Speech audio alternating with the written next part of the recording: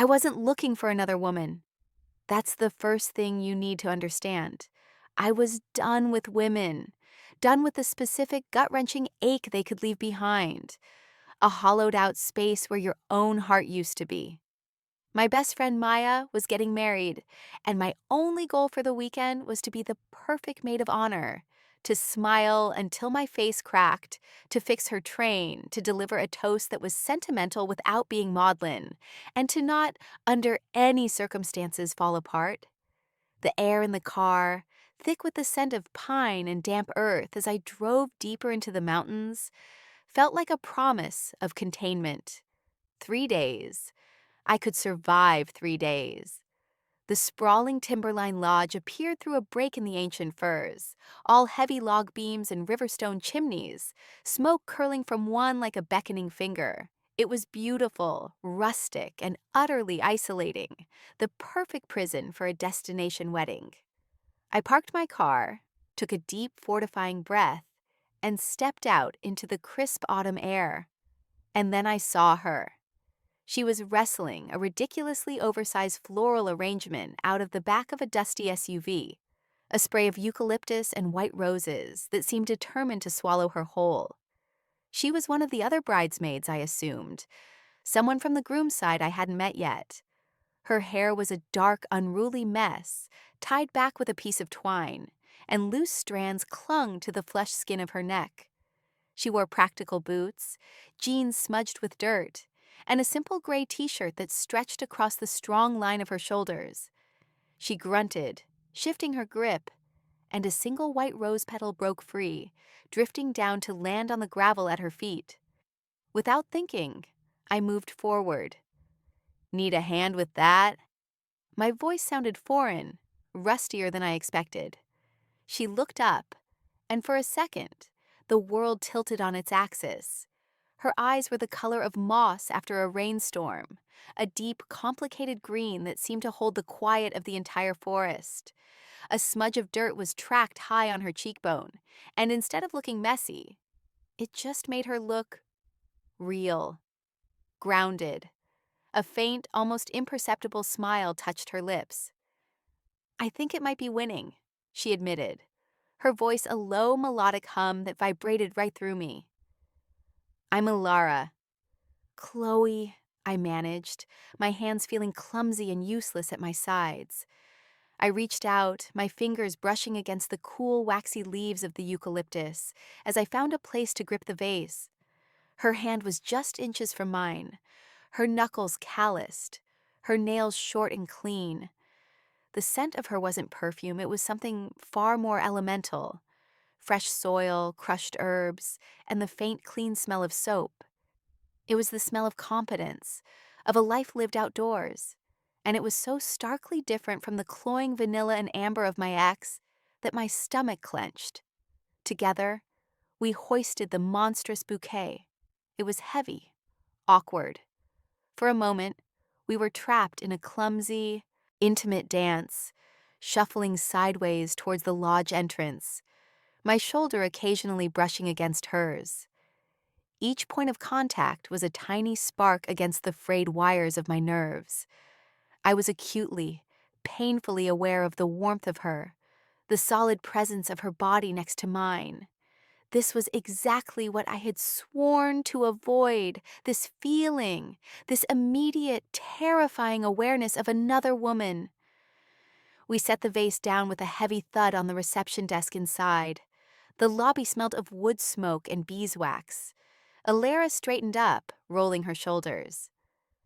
"Thanks. I'm pretty sure I would have ended up wearing that." "It would have been a look," I said, the dry remark slipping out before I could stop it. Her mossy eyes met mine, and this time the smile was real, reaching them and making them crinkle at the corners. "Maybe for the reception." And just like that, the careful fortress I had built around my heart for the last 6 months developed its first undeniable crack. I spent the rest of the check-in process trying to rebuild my walls. I focused on logistics, on the welcome baskets, and the seating charts Maya had entrusted to me. I was efficient. I was organized. I was the maid of honor who had her shit together.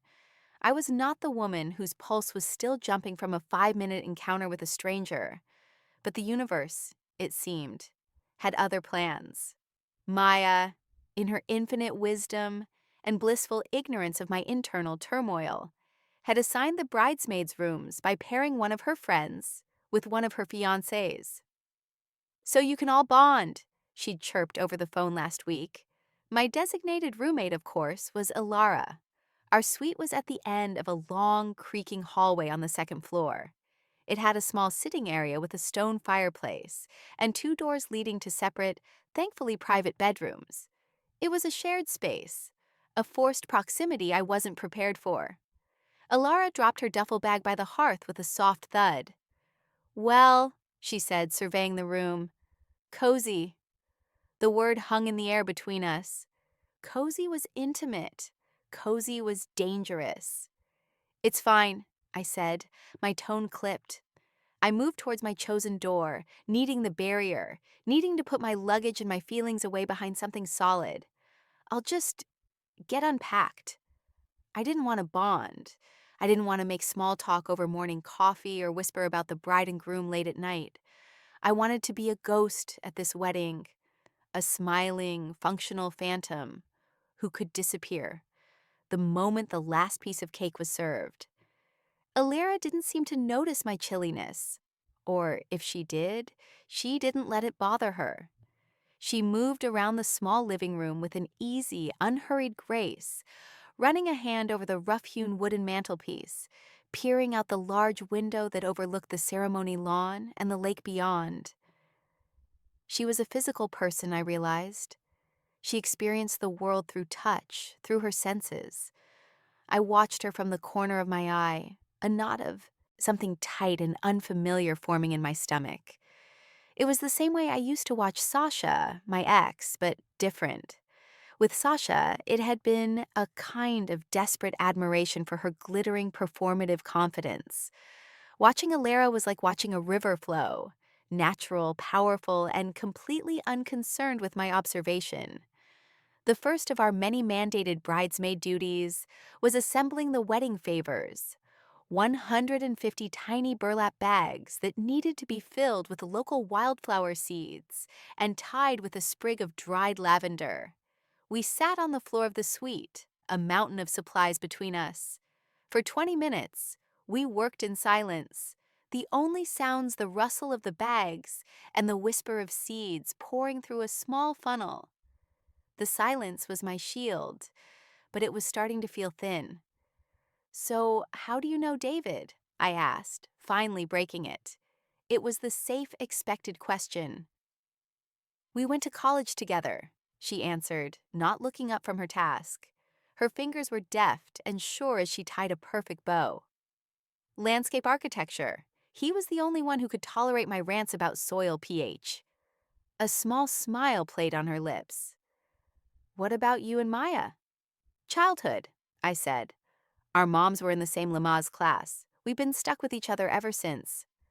She finally looked up, her green eyes holding mine for a beat too long. "Stuck?"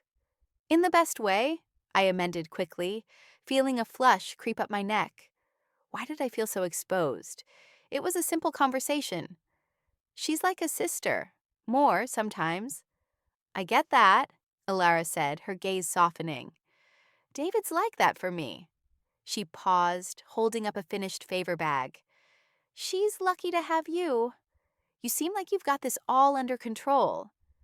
The compliment landed like a stone. Under control. If only she knew. I was a finely tuned machine of control because the alternative was a catastrophic system failure. Sasha had taught me that. She had thrived on my chaos, fed on my vulnerability until there was nothing left.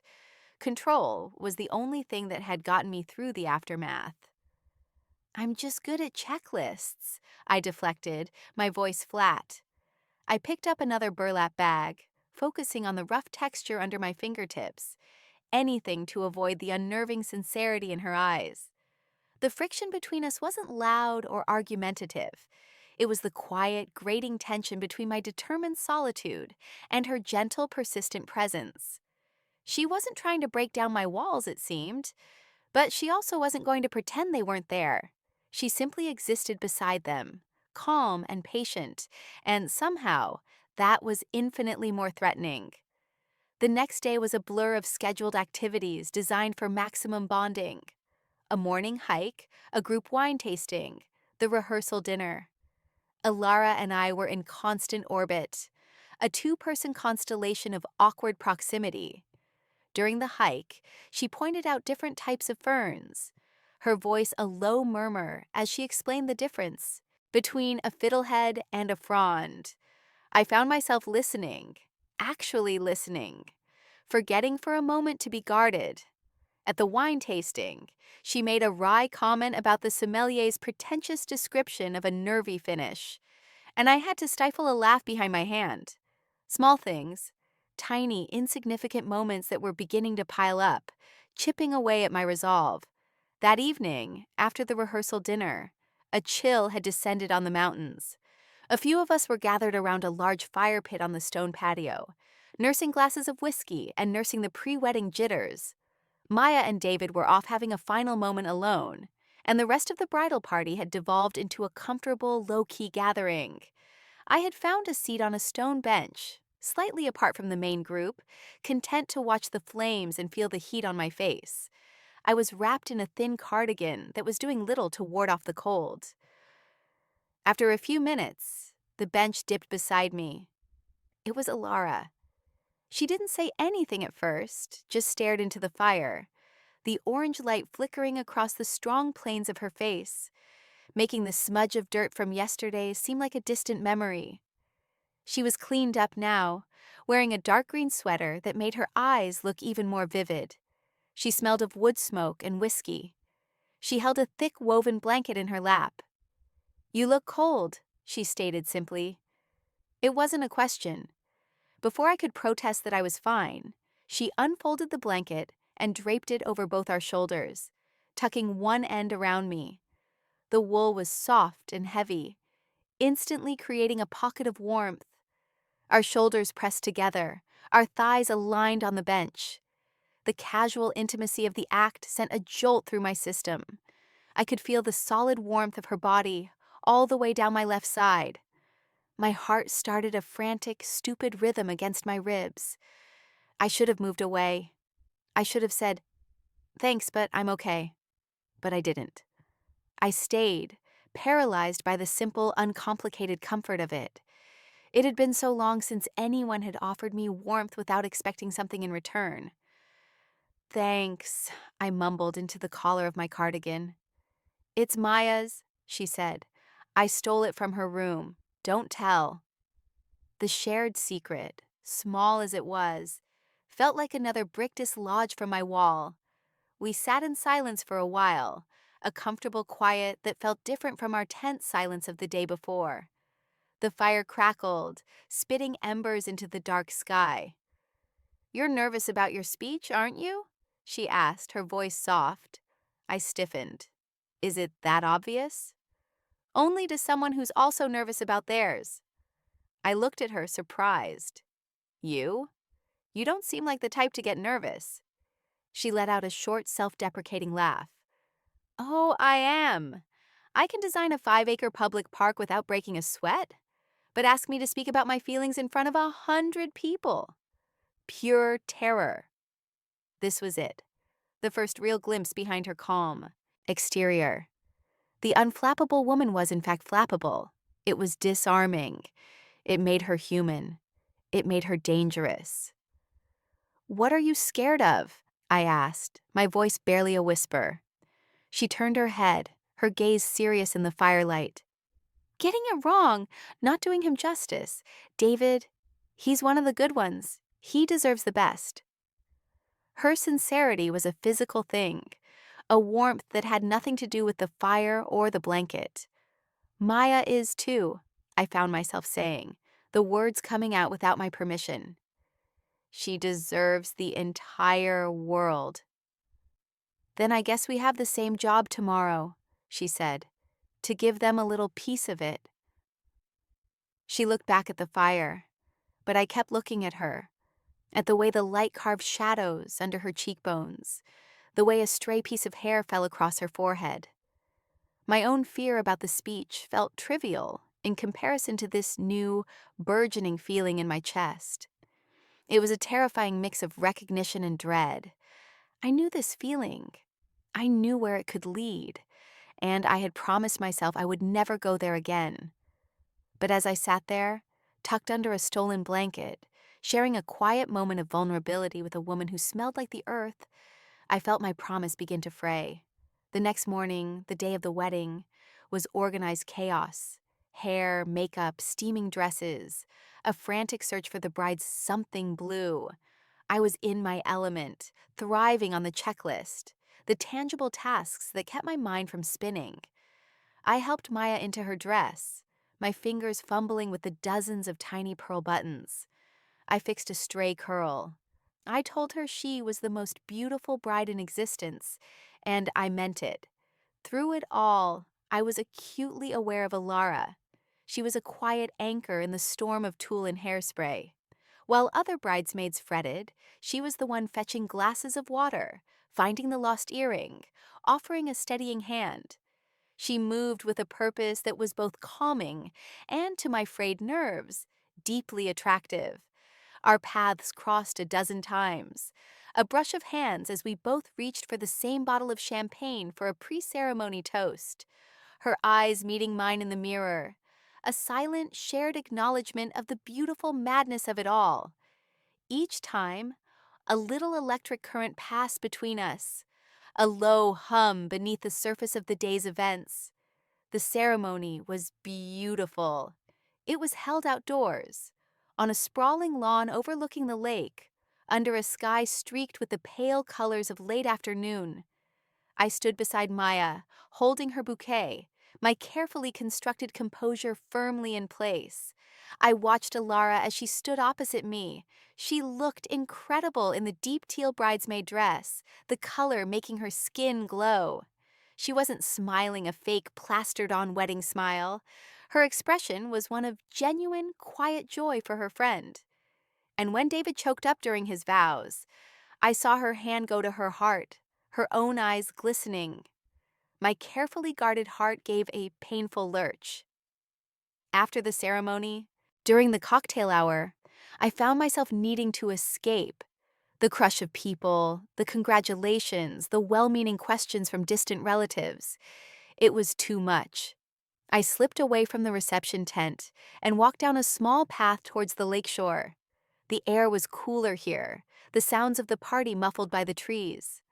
I stood on the small wooden dock, breathing in the scent of pine and water, trying to find my center. Hiding? The voice came from behind me, and I didn't have to turn to know it was her. Ilara came to stand beside me at the edge of the dock, her shoes making a soft sound on the weathered planks. She had taken off her heels and was barefoot. "Just needed some air," I said. "It's a lot." "It is," she agreed. We stood in silence, watching the last of the sun dip below the mountains on the far side of the lake, painting the water in shades of orange and violet. The beauty of it was so profound it hurt. "I meant what I said last night," I said suddenly, the words tumbling out before I could censor them. "About Maya, she saved me after a really bad breakup. I don't know where I'd be without her." It was more than I had shared with anyone in months. The confession hung in the twilight air, fragile and exposed. Alara didn't offer platitudes or pry for details. She just nodded slowly, her gaze fixed on the horizon. "The good ones are anchors," she said softly. "They keep you from drifting away entirely." She understood. She didn't just hear the words, she understood the meaning behind them, the weight of the unspoken parts. I felt a stinging in my eyes and blinked it back fiercely. I would not cry. Not here. Not now. "It was with a woman," I whispered, the admission costing me more than I wanted to admit. I looked at her then, really looked at her, searching her face for any flicker of judgment, pity, or discomfort. There was none. There was only a deep, unwavering empathy in her moss-green eyes. "I know," she said, her voice so quiet it was almost carried away by the breeze. My breath hitched. "How?" "I don't know," she said, shrugging slightly. "The way you hold yourself, maybe, like you're bracing for a blow that no one else can see. I recognize it." She hesitated for a fraction of a second before continuing. "My longest relationship was with a woman. She was brilliant and exciting, and she tore my world apart." The reciprocity of her confession knocked the air out of my lungs. Sasha had been brilliant and exciting too, and she had methodically, carefully dismantled me. Here, on this dock, was a woman who knew the specific shape of that pain. She knew the particular ghost I was fleeing from. The wall inside me didn't just crack, it crumbled, turning to dust and blowing away over the dark water. I was no longer Chloe, the capable maid of honor. I was just a woman with a broken heart, standing next to another woman who knew exactly what that felt like. The space between us was no longer charged with friction or uncertainty. It was filled with a profound, terrifying, and exhilarating sense of understanding. We walked back to the reception tent together, the silence between us now comfortable, humming with everything that had just been shared. The party was in full swing, the band playing a loud, upbeat song, colored lights dancing across the canvas ceiling. It felt like walking into a different world, one that was loud and bright, and completely oblivious to the quiet gravity of the moment that had just passed between us. I tried to slip back into my role, to smile and mingle, but everything felt different. I was aware of Alara in a way that eclipsed everyone else in the room. I tracked her movement without meaning to, saw her laughing with one of the groomsmen, saw her coaxing a shy flower girl onto the dance floor. Every gesture was imbued with a new significance. I was no longer just observing a stranger. I was watching a woman who had seen a piece of my brokenness and hadn't flinched. Later, it was time for the speeches. I went first. My hands trembled as I held the microphone, but I looked at Maya, her face glowing with happiness, and the words came. I spoke of our shared history, of her kindness, of the way she made everyone around her feel seen. My voice cracked only once. When I finished, the tent erupted in applause, but the only person I looked for was Alara. She was standing near the back, and she raised her glass to me, a small, genuine smile on her face. It felt more validating than the applause of 100 strangers. Then it was her turn. She walked to the microphone, her earlier confession of terror seemingly forgotten. She spoke about David, not in grand sweeping statements, but in small, perfect anecdotes that painted a portrait of a truly good man. Her voice was steady. Her words were heartfelt and funny and wise.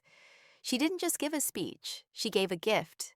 And I realized I was watching someone with a deep, quiet strength I had never encountered before. She wasn't loud or demanding of attention like Sasha had been. Her strength was in her stillness, her observation, her capacity for profound empathy. The knowledge settled deep in my bones, a dangerous and wonderful truth. I was in trouble, real trouble. After the speeches, the cake was cut, and the dancing started in earnest. I danced with Maya, with David, with a handful of well-meaning uncles. But the entire time, I felt Alara's presence like a magnetic pull. We kept finding ourselves near each other, at the bar waiting for a drink, on the edge of the dance floor taking a break. The air between us was thick with unspoken words, with the confessions from the dock still hanging there. An almost moment happened by the dessert table. I was reaching for a chocolate-covered strawberry at the same time she was. Our fingers brushed, a fleeting feather-light touch. But it was enough. A shock, white-hot and immediate, shot up my arm. I pulled my hand back as if I'd been burned. Looked up and met her eyes. The noisy, joyful chaos of the wedding reception faded into a dull roar. In her gaze, I saw the same shock, the same dawning realization reflected back at me. This wasn't just empathy. This wasn't just a shared history of heartbreak. This was something else entirely. Something potent and terrifying and alive. We stood there for a beat that stretched into an eternity, the space between us humming with an impossible voltage. Someone bumped into me, breaking the spell. I mumbled an apology and fled, my heart hammering against my ribs. I needed to get away. I needed to think. But there was nowhere to go. We were in the same room at the same party, sharing the same small suite. There was no escaping her. And worse, there was no escaping the undeniable truth. I didn't want to. The night wore on, a whirlwind of music, laughter, and champagne. I did my duty, ensuring Mia had everything she needed, dancing when I was pulled onto the floor, smiling until my face ached. But it was all a performance. My real attention, my entire being, was focused on the woman across the room. Every time our eyes met, it was a jolt, a silent conversation that left me breathless. I was losing the battle with myself, and I was losing it spectacularly. The recognition of my attraction was no longer a quiet hum. It was a deafening roar. I saw the way her dress clung to the curve of her hip when she leaned over to talk to someone. I memorized the sound of her laugh, a low, throaty chuckle that was entirely genuine. I watched her hands, those capable, earth-stained hands, as they gestured, as they held a glass, and I wondered what it would feel like to have them intertwined with mine. The thought was so vivid, so overwhelming, that I had to physically turn away, my breath catching in my throat. This was a dangerous spiral. It was the same path I had gone down with Sasha. The initial fascination, the obsessive observation, the complete and total consumption by another person. But this felt different. With Sasha, it had been about wanting to be seen by her, wanting her bright, chaotic light to shine on me. With Alara, it was simpler and far more profound. I just wanted to be near her. I wanted to exist in her quiet, steady orbit. I wanted to know what it felt like to be looked at with those calm, moss-green eyes and not feel like I had to perform. It was a desire for peace, not for chaos. A longing for safety, not for a storm. And that distinction terrified me more than anything. It made it real. It made it something I could lose. Just as the band was winding down, my phone buzzed in my clutch. I glanced at the screen. My older sister, Jessica. My stomach plummeted. I slipped out of the tent again, this time heading around the side of the lodge where it was quieter. Jess, is everything okay? Everything's fine, Chloe. I was just calling to see how the wedding was going. Don't want you making a scene. Her voice was laced with that familiar, patronizing tone she reserved for my life choices. Jessica was the one person in my family who knew the full ugly story with Sasha. She had been the one to pick up the pieces, and she had never let me forget it. Her help had come with a lifetime supply of, "I told you so." "I'm not making a scene," I said, my voice tight. "I'm the maid of honor. I'm being perfect." "Good, just be careful. You have a tendency to get carried away with people. We don't want a repeat of last year." She didn't have to say women. She didn't have to say Sasha's name. It was all there, hanging in the space between her words. The implication was clear. You are broken. You are bad at this. Don't you dare try again. "I'm fine, Jessica," I said, the words tasting like ash. "I have to go." I hung up before she could reply, my hand shaking. I leaned against the rough log wall of the lodge, closing my eyes. She was right. I did get carried away. I did fall too hard, too fast. I let people consume me. What was I doing? Fantasizing about a woman I had known for less than 48 hours? A woman who was probably just being kind, just being empathetic because she recognized a fellow survivor? The familiar shame, cold and slick, washed over me. I was projecting. I was creating a fantasy because I was lonely and broken. Alara wasn't some magical cure. She was just a person. And I was about to make a monumental fool of myself. I took a deep breath, the cold night air searing my lungs. I had to shut it down. I had to go back to my room, pack my bags, and leave first thing in the morning. I would write Maya a note. I would be polite and distant to Alara. I would put the walls back up, higher and thicker than before. It was the only way to stay safe. My decision made, I felt a grim sense of resolve. I turned to head back to the suite and nearly collided with a solid form. It was Alara. She was standing there, a few feet away, her expression unreadable in the dim light spilling from a nearby window. "I came to find you," she said, her voice quiet. "I saw you leave. You looked upset." My carefully constructed resolve shattered. Of course she had noticed. She noticed everything. "It was just my sister," I said, trying to sound casual. "You know how families are." She didn't press. She just stood there, a silent, unwavering presence. The silence stretched, filled with the distant sound of the last song from the reception and the frantic beating of my own heart. I had to say something. I had to end this before it could begin. "Look, Alara," I started, my voice strained. "About the other night and today on the dock. I think—" I never got to finish.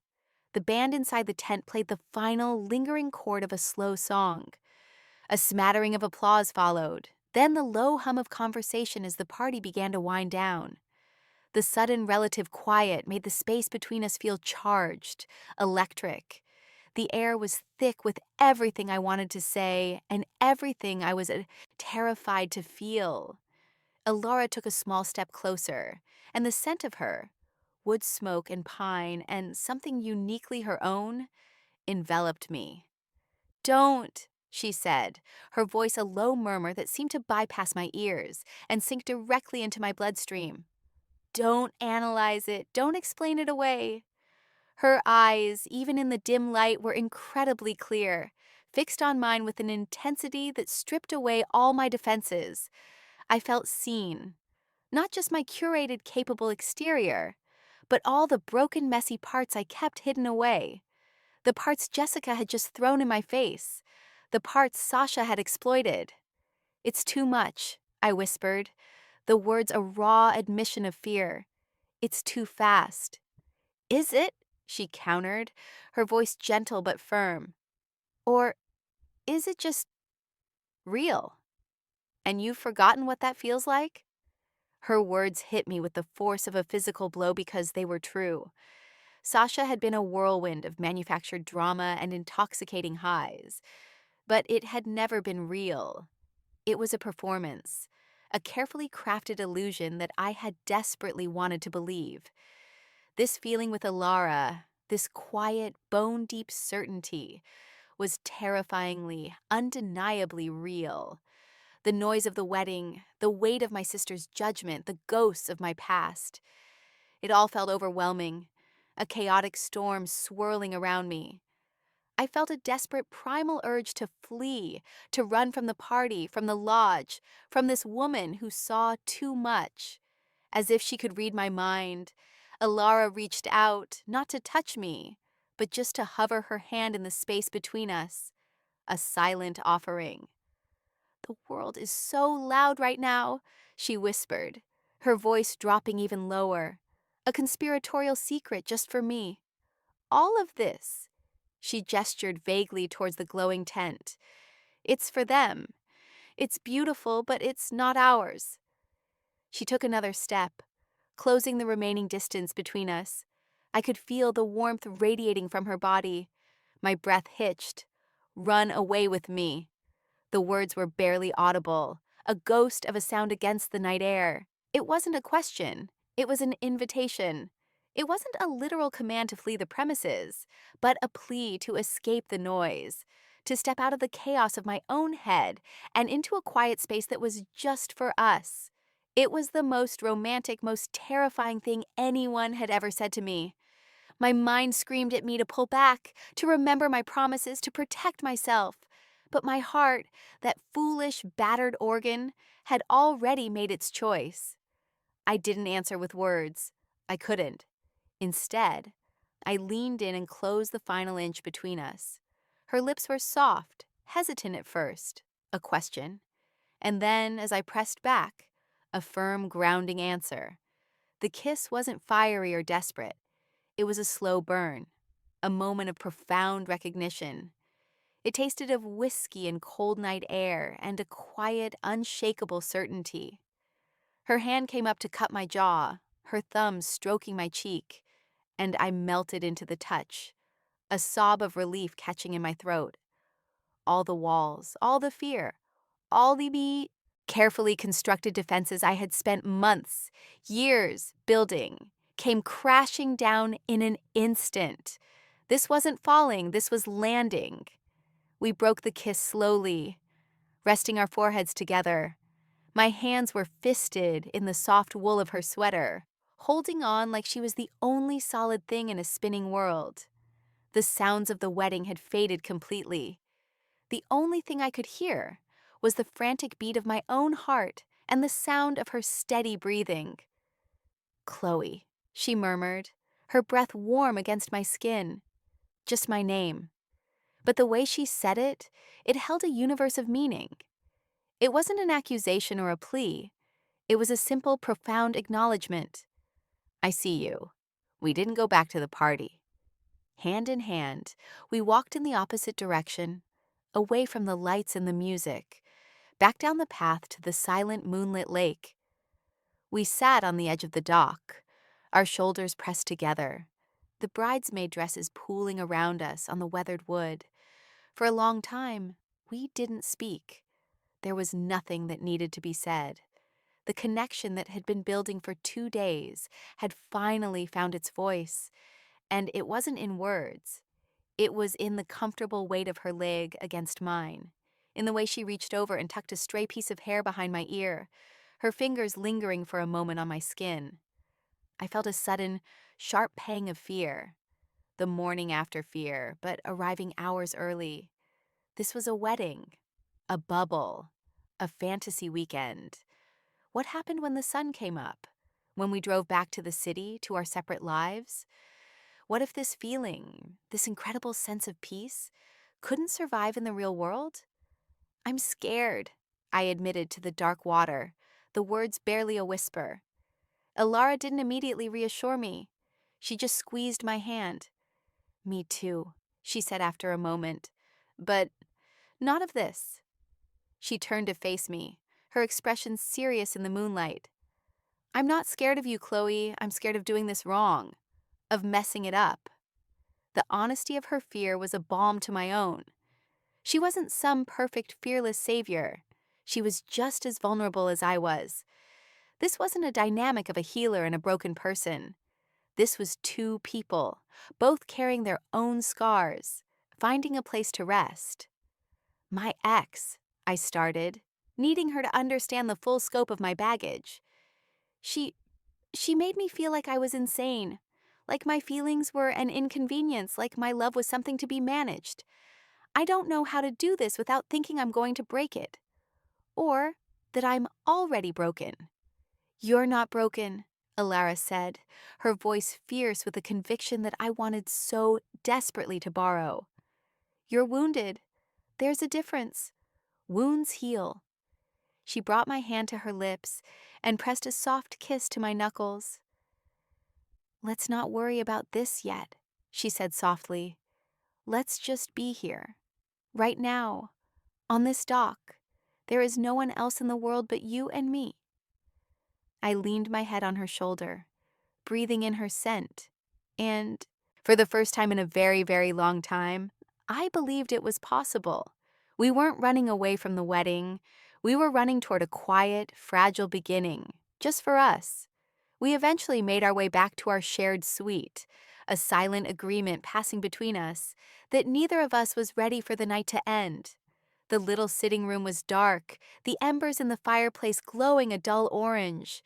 Elara moved to coax them back to life, adding a small log, her movements sure and practiced. I watched her, the simple domestic act feeling more intimate than the kiss. I felt a surge of panic. This was where it got complicated. There were 2 bedrooms, 2 separate safe spaces, but the thought of going into mine alone, of leaving this bubble of connection, was unbearable. What if I woke up and it was all a dream, a champagne-fueled fantasy? As if sensing my turmoil, Ilara stood up from the hearth and turned to me. The new flames cast flickering shadows across her face. "My bed is bigger," she said, the statement simple, factual, but loaded with 1,000 unspoken questions and invitations. It was my choice. She was giving me the power, the control I hadn't had with Sasha. I could retreat to the safety of my own room, or I could take a leap of faith. I thought of my sister's warning, of the ghosts of my past, of every reason I should say no. Then I looked at Alara's face, at the quiet patience in her eyes, and I knew there was only one answer. I nodded, a small jerky movement. Her answering smile was like the dawn. We didn't fall into bed in a tangle of limbs and desperate passion. It was slower than that, more sacred. We changed out of our bridesmaid dresses in the semi-darkness, a quiet rustle of fabric. Getting under the covers of her bed felt like coming home to a place I'd never been. We lay on our sides, facing each other, the space between us humming. She reached out and traced the line of my jaw with one finger, her touch gentle, reverent. "Tell me something real," she whispered. "Something that isn't about weddings or exes." "I'm afraid of heights," I confessed. Like, can't stand on a chair afraid. She smiled. "I can't cook. I once set a fire trying to boil water for pasta." The exchange was silly, mundane, but it was ours. We were building something new, one small, true thing at a time. The emotional intimacy was what I craved more than anything physical. And when she leaned in to kiss me again, it was an extension of that conversation. Slow, tender, a confirmation of the new reality we were creating. There was no power imbalance here, no one taking or demanding. It was a mutual, gentle exploration, a rediscovery of what it felt like to be touched with care, with respect. For the first time, I wasn't performing or trying to be what someone else wanted. I was just me, and it was enough. The next morning, I woke to the feeling of sunlight on my face and the solid weight of Alara's arm draped over my waist. For a disoriented second, I didn't know where I was. Then the memories of the night before came rushing back. The kiss, the dock, the quiet confessions in the dark. A wave of panic, familiar and cold, washed over me. The bubble had popped. This was the morning after. This was the real world. I carefully slipped out of her embrace and padded over to the window. The wedding crews were already outside, dismantling the tent, packing up chairs. It was over. Life was resuming. I heard a rustle behind me and turned. Alara was sitting up in bed, her dark hair a beautiful mess, her green eyes soft with sleep. She watched me for a moment, her expression unreadable. "Good morning," she said, her voice husky. "Morning," I replied, my own voice tight. I hugged my arms around myself, suddenly feeling exposed. "It's all ending," I said, gesturing vaguely out the window. "Yeah," she said, swinging her legs out of bed and reaching for her jeans from the floor. "The party's over." She pulled on a t-shirt and came to stand beside me at the window. She didn't touch me, just stood there, a comforting, solid presence. "Chloe, look at me." I forced myself to meet her gaze. "Last night was not about the party," she said, her voice firm and sure. "It wasn't about the champagne or the moonlight. It was about you and me. That doesn't have to end just because they're taking down the tent." I wanted to believe her. God, I wanted to believe her. "How?" I asked, the question raw.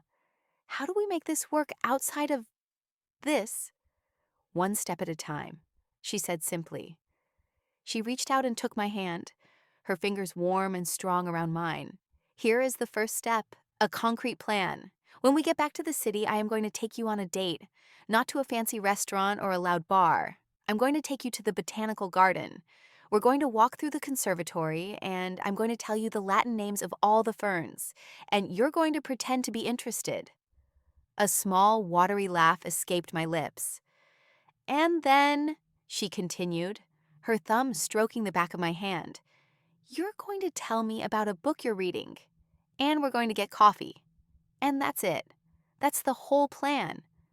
It was so simple, so normal. It wasn't a grand declaration of love or a promise of forever. It was a date, a single concrete action. It was manageable. It was real. It was a foundation stone, small and solid, that we could build on.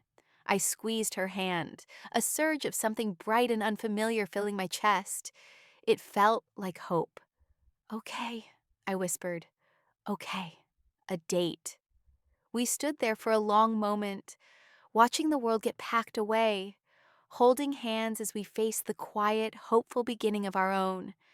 When someone offers you a hand to pull you from the wreckage of your past, a quiet place to land after the storm, how can you ever refuse to take it? If you've ever had to make the choice between the safety of your walls and the terrifying hope of a new beginning, let me know in the comments. And don't forget to like the story and subscribe for more.